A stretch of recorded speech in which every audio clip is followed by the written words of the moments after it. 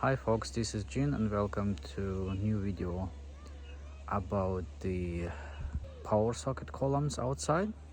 First column dried out and got this concrete color like light gray. I removed the cast of the second column. As you can see here, it needs to dry out.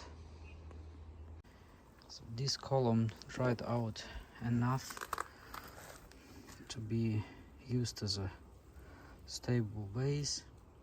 I screwed on top the socket group and connected it. Now I will close it and then it should be complete. And we present the first socket column installed for the winter, ready to go.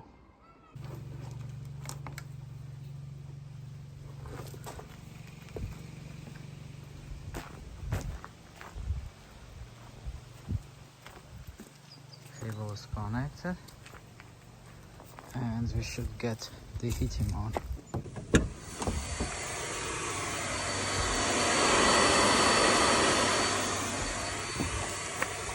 Okay, now I would say it's completed. And last but not least,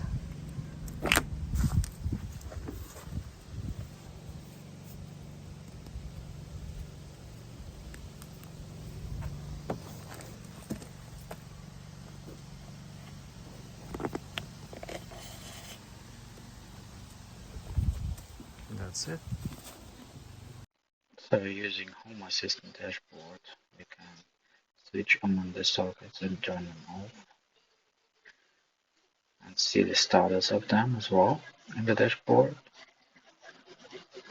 And of course we can use an automation like this one where we schedule a car heat up at 7 o'clock for 90 minutes.